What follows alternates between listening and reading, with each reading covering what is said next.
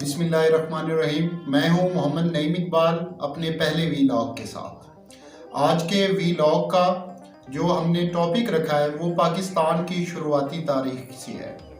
آج کل ہم اکثر جگہ دیکھتے ہیں، سنتے ہیں کہ پاکستان امریکہ کا غلام ہے یا امریکہ کا ہمارے اوپر تسلط ہے، لیکن وہ کون تھا؟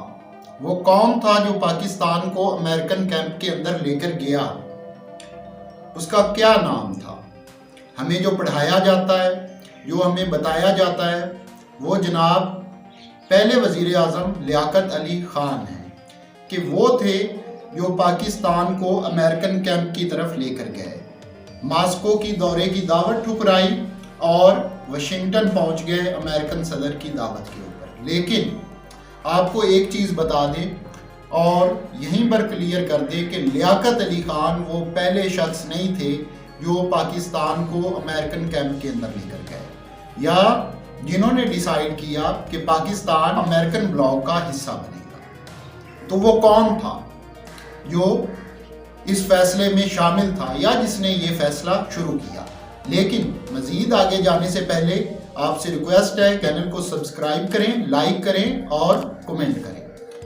تو اس ٹاپک پر آنے سے پہلے، اس شخص کا نام بتانے سے پہلے میں وہ مختلف وجوہات آپ کے سامنے رکھوں گا کہ وہ کیا وجہ تھی اور ایسی کیا مجبوری تھی کہ پاکستان کی گورنمنٹ نے، پاکستان کے مقتدر لوگوں نے یہ فیصلہ کیا کہ پاکستان امریکن کیمپ کا حصہ بنے۔ اس کی مختلف وجوہات تھی۔ نمبر 1 جو پہلی وجہ تھی وہ نظریاتی تھی۔ 1945 کے انتخابات کے دوران، 1945 کے جو سب کانٹیننٹ کے اندر الیکشن ہوئے مسلم لیگ اور کانگریس کے درمیان، ان انتخابات کے اندر جو کانگریس تھی اس کا جو نظریہ تھا، ان کا جو نعرہ تھا وہ سوشلزم تھا جو کہ کمیونزم سے ملتا جلتا ہے، اور کانگریس کے جتنے مین اہم لیڈر تھے جیسے کہ جواہر لال نہرو ہو گئے، وہ مسز سروجنی نائیڈو ہوں یا سرت چندر بوس ہو، یہ سب کمیونزم اور سوشلزم سے ریلیٹڈ تھے اور اپنے نظریات جو تھے وہ پرو رشین رکھتے تھے۔ جبکہ دوسری طرف جو مسلم لیگ تھی اس کے بنگال سے لیڈر سارے نواب تھے، اسی طرح پنجاب اور سندھ کے جاگیردار تھے، اور یہ جو ان کے نظریات تھے وہ سرمایہ درانہ تھے۔ کوئی بھی جاگیردار نہیں چاہے گا کہ یہاں پر کمیونزم نافذ ہو اور اس کی زمینیں لے لی جائیں، اس کی فیکٹریاں لے لی جائیں۔ لہٰذا یہ جو نظریاتی اختلاف تھا کمیونزم اور سوشلزم کا، یہ پاکستان کو لے جانے کی مین اور بڑی وجہ جو تھی وہ یہ نظریاتی اختلاف تھا۔ دوسرا چیز تھا مذہبی اس وجہ سے تھا کہ جو کمیونزم تھی رشیا کے اندر، کمیونسٹ کہتے تھے کہ کوئی خدا نہیں ہے، جو دنیا کا نظام ہے وہ آٹومیٹکلی چل رہا ہے، تمام انسان برابر ہیں، ان کو کسی نے پیدا نہیں کیا، جو کہ اسلام کے سرین خلاف تھا۔ ہم کہتے ہیں کہ اللہ تعالیٰ نے ساری مخلوق کو پیدا کیا ہے، جبکہ امریکہ کو رشیا کی نسبت جو ایج دیا جاتا تھا اس دور کے اندر وہ یہ تھا کہ امریکن یا یورپین وہ عیسائی ہیں، وہ اہل کتاب ہیں، وہ اسلام سے چاہے شامل نہیں ہے لیکن اسلامی نظریات کے ساتھ نزدیک ہے۔ تو اس وجہ سے اس مذہبی نقطے کی بنیاد پر بھی، کیونکہ پاکستان کے اندر بہت بڑا طبقہ بلکہ اکثریت عوام کی وہ مذہبی خیالات رکھتی تھی، اس لیے یہ فیصلہ کیا گیا کہ اگر رشیا کی طرف جاتے ہیں تو اس کا بیک لیش ہوگا، لیکن اگر امریکہ کی طرف جاتے ہیں تو وہ ہمارے نظریات سے ملتے جلتے ہیں۔ تیسری جو چیز تھی وہ تھی برطانیہ، یونائٹڈ کنگڈم، جس نے برے صغیر پاک و ہند کے اوپر تقریباً 200 سال تک حکومت کی تھی، 100 سال ڈائریکٹ اور 100 سال ایسٹ انڈیا کمپنی کے ذریعے۔ اگرچہ وہ برے صغیر کو آزاد کر رہے تھے لیکن ان کے ساتھ جن لوگوں نے 200 سال تک مل کر کام کیا تھا، جو اہم رہنما تھے، ان کے اوپر ان کا اثر تھا۔ اور دوسری جنگ عظیم کے بعد جب دوسری جنگ عظیم ختم ہوئی تو برطانیہ جو تھا وہ کمپلیٹلی مکمل طور پر امریکن انفلوئنس کے اندر چلا گیا تھا۔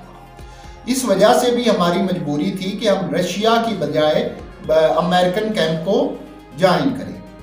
اس کے بعد جو چوتھی وجہ تھی وہ تھی اکانومی کی، اکنامکس تھی۔ پاکستان جب آزاد ہوا اس کے پاس کوئی فیکٹریاں نہیں تھی، اپنا کیپٹل نہیں تھا، کوئی حکومتی ڈھانچہ نہیں تھا، سب کچھ انڈیا کے اندر رہ گیا تھا۔ جبکہ اس وقت رشین فیڈریشن کی جو پالیسی تھی وہ اپنے اتحادیوں کو اسلحہ بھی فراہم کرتے تھے، تیل بھی ادھار پر دے دیتی تھی رشین فیڈریشن، لیکن وہ نقد امداد یا اس طرح کا کوئی پروجیکٹ نہیں دیتے تھے، کیونکہ رشیا دوسری جنگ عظیم کے بعد خود مالی طور پر مشکلات کا شکار تھا۔ جبکہ دوسری طرف جو یورپین بلاک تھا، فرانس، گریٹ بریٹن، USA، امریکہ،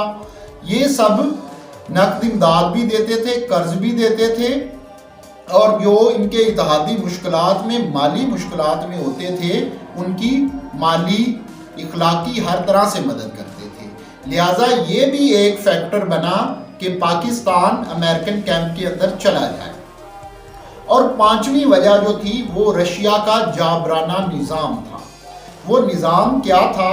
کہ دوسری جنگ عظیم ختم ہونے سے پہلے دنیا دو بلاک کے اندر تھی، ایک بلاک کی سربراہی برطانیہ کرتا تھا، دوسرے کی جرمنی کرتا تھا۔ جب 1 مئی 1945 کو جرمن کو شکست ہوئی دوسری جنگ عظیم کے بعد، اور 1 ستمبر 1945 کو جاپان کو شکست ہوئی۔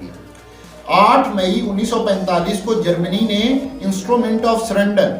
اپنے ہتھیار ڈالنے کی دستاویز امریکہ کے ساتھ سائن کر دی۔ تو رشیا اور امریکہ جو دوسری جنگ عظیم کے اندر جرمنی کے خلاف آپس میں اتحادی تھے، یہ بالکل دو مخالف سمت کے اندر چلے گئے۔ دنیا کے اندر دو بلاک بن گئے، ایک USSR کے انڈر تھا، united soviet states of Russia کے، اور دوسرا جو بلاک تھا وہ USA کے انڈر تھا، یونائٹڈ اسٹیٹس آف امریکہ کے۔ تو جو رشین تھا بلاک، رشیا کے جو اتحادی ممالک تھے ان میں سے اکثر تو USSR کے اندر شامل کر دیے گئے، ان کا نظام حکومت رشیا کے انڈر لے کر وہ آ گئے، جس طرح کہ یوکرین تھا، لیٹونیا تھا، اس کے علاوہ بیلاروس تھا، تاجک ریپبلک تھی، آذربائیجان ریپبلک تھی، قازق ریپبلک تھی، یہ سارے USSR کے اندر شامل کر لیے گئے۔ جبکہ کچھ ممالک ایسے تھے جو اتحادی تو رکھے گئے، ان کی گورنمنٹ نظام ان کا اپنا تھا، لیکن اس کے اوپر رشیا کا جو ہولڈ تھا وہ آئینی تھا، گرپ تھا۔ اس کو بلیک کرٹن آف یورپ کہا جاتا تھا، یعنی ہنگری ان کا اتحادی تھا لیکن وہ اپنی نہیں کر سکتا تھا، ہر بات کے لیے انہیں رشیا سے پرمیشن لینی پڑتی تھی۔ اسی طرح پولینڈ، اسی طرح ایسٹ جرمنی، یہ سب اس بلیک کرٹن کے اندر USSR نے لے لیے، ان کو آزادانہ تجارت سے روک دیا، اور مختلف پالیسیاں اپنی جو تھی وہ ان ممالک کے اندر انہوں نے نافذ کرنی شروع کر دی۔ جبکہ دوسری طرف جو یورپین کنٹریز تھے وہ اس وقت ڈیموکریسیز کو، مختلف ممالک کے اندر جمہوریت کو سپورٹ کرتے تھے، دوسرا وہ جو ان کے اتحادی ہوتے تھے ان کے اوپر زیادہ اپنی گرپ نہیں رکھتے تھے، ان کی آزادی کو ہڑپ کرنے کی کوشش اس وقت نہیں کرتے تھے، کیونکہ اس وقت ان کا مخالف رشیا موجود تھا، جب بھی وہ کوئی ایکشن کرتے تو رشیا اس کا ریاکشن کے اندر ان کے مخالف چلتا تھا۔ تو اس وجہ سے بھی پاکستان کی انتظامیہ نے فیصلہ کیا، مقتدر لوگوں نے فیصلہ کیا کہ ہمیں امریکہ کی طرف جانا چاہیے، نہ کہ رشیا کی طرف جانا چاہیے۔ تو وہ کون تھا جس نے یہ بنیادی طور پر فیصلہ کیا؟ تو آپ حیران رہ جائیں گے، اس شخصیت کا نام قائد اعظم محمد علی جناح تھا۔ قائد اعظم محمد علی جناح نے یہ فیصلہ کیا کہ پاکستان امریکن بلاک کے اندر جائے گا، اور یہ فیصلہ 14 اگست کے بعد نہیں ہوا بلکہ اس سے بھی 3 مہینے پہلے، مئی 1947 کو قائد اعظم محمد علی جناح کی ممبئی کے اندر رہائش گاہ جناح ہاؤس، وہاں پر قائد اعظم کی 2 امریکن نمائندوں کے ساتھ ملاقات ہوئی، جس کے اندر Raymond A Hare, director division of South Asia affair, اور دوسرے تھے تھامس ای ویل، یہ تھے secretary of US embassy in Delhi.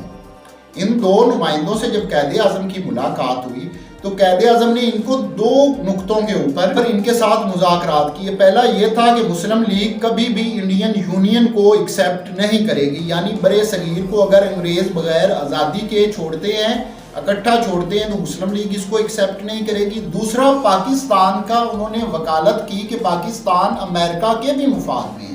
کس طرح؟ 2 دلائل انہوں نے دیے۔ انہوں نے کہا نمبر 1 کہ اگر برے صغیر اکٹھا رہتا ہے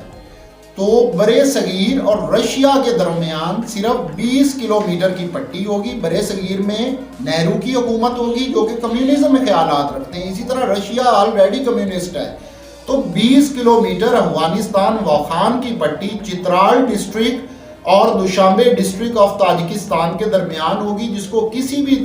ٹائم پر بفر زون کو ختم کر کے ان کی سرحدیں آپس میں مل جائیں گی۔ دوسرا جو ہندو امپیریلسٹ ہے، جو ہندو راج چاہتے ہیں، ہندو راشٹریہ چاہتے ہیں، جیسے کہ کانگریس کے لیڈر سردار ولبھ بھائی پٹیل، تو ایسے لوگوں کی انفلوئنس برے صغیر کے متحد رہنے پر، کیونکہ پاکستان کی سرحد ایران سے ملتی ہے بلوچستان پروونس کی، تو ان کا اثر و رسوخ مڈل ایسٹ تک چلا جائے گا،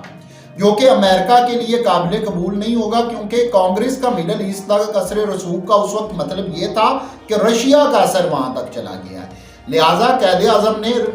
ریمنڈ اے ہیئر سے کہا کہ آپ اپنی حکومت کو اس بات کے اوپر ایگری کریں کہ ایک تو وہ برطانیہ کے اوپر زور ڈالے کہ وہ برے صغیر کو تقسیم کر کے جائیں، اور دوسرا انہوں نے پاکستان بننے کے بعد امریکن سپورٹ مانگی سفیر سے، جس پر سفیر نے قائد اعظم محمد علی جناح سے وعدہ کیا کہ وہ اس بارے میں اپنے پریزیڈنٹ ہیری ایس ٹرومین سے بات کریں گے اور اس کے بعد جواب دیں گے۔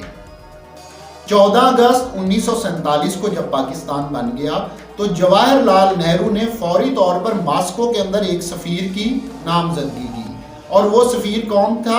وہ سفیر جواہر لال نہرو کی اپنی بہن وجے لکشمی پنڈت صاحبہ تھی، جبکہ قائد اعظم نے اپنے سب سے خاص آدمی ابو الحسن اصفہانی کو امریکن میں سفیر بنا کر بھیجا۔ جبکہ پاکستان بننے کے فوری بعد پاکستان کے پہلے وزیر خارجہ سر ظفر اللہ خان نے امریکہ کا دورہ کیا اور امریکہ سے وہاں پر مالی امداد مانگی، قرض مانگا، اور اس کی درخواست کے اندر جو قرض کی مالیت رکھی گئی وہ 4 ارب ڈالر تھی، اور امریکہ نے یہ پہلی پاکستان کی درخواست جو ہے وہ ریجیکٹ کر دی تھی، بلکہ اس کی جگہ پر امریکہ نے پاکستان کو 8 کروڑ ڈالر کا سامان، جو کہ دوسری جنگ عظیم کے دوران امریکہ نے بنایا تھا لیکن جنگ ختم ہونے کے بعد فضول پڑا تھا، وہ دینے کی یقین دہانی کرائی، اور اس طرح سر ظفر اللہ خان واپس آ گئے۔ تو یہ جو فیصلہ تھا کہ ہم امریکن کیمپ کو جوائن کریں گے، یہ نہ ضیاء کا تھا، نہ ایوب کا تھا، نہ کسی عمران خان ذوالفقار علی بھٹو کا تھا، بلکہ یہ فیصلہ بذات خود بانی پاکستان قائد اعظم محمد علی جناح کا تھا۔ اور پاکستان بنتے ہی جو آپ دیکھیں قرض ہم نے مانگا 4 ارب ڈالر، جبکہ پاکستان کی اس کے وقت ٹوٹل جی ڈی پی جو تھی وہ 1.23 سم تھنگ بلین ڈالر تھی، یعنی اپنی جی ڈی پی کے حجم سے بھی 3 گنا زیادہ ہم نے قرض مانگا۔ وہ مرزا غالب نے کہا تھا نا، قرض کی پیتے تھے میں اور سمجھتے تھے کہ ہاں رنگ لائے گی ہماری فاقہ مستی ایک دن، تو قرض کی میں تو ہم اب تک پیتے آ رہے ہیں۔ 4 ارب ڈالر کی تب ہمیں ضرورت تھی، اور حیرت انگیز طور پر آج پورے 76 سال بعد پاکستان کے خزانے کے اندر جو ٹوٹل اماؤنٹ پڑی ہے وہ 4 ارب ڈالر سے کچھ زیادہ ہے۔ تو وہ قرض کی میں تو ہم پیتے رہے، امریکن بلاک میں بیٹھے رہے، یہ فیصلہ صحیح تھا یا غلط تھا، لیکن ہمارے فاقہ مستی نے ابھی تک رنگ نہیں دکھایا۔ اور آپ کو یہ فیصلہ اچھا لگے، آپ امریکہ کے خلاف ہوں یا حق میں ہوں، لیکن یہ فیصلہ بانی پاکستان کا تھا۔ اور تاریخ کو جب کھنگالا جائے مطالعہ پاکستان کے علاوہ، تو آپ کو امریکن نمائندوں سے قائد اعظم کی ملاقاتوں کے سراغ مل جائیں گے۔ شکریہ۔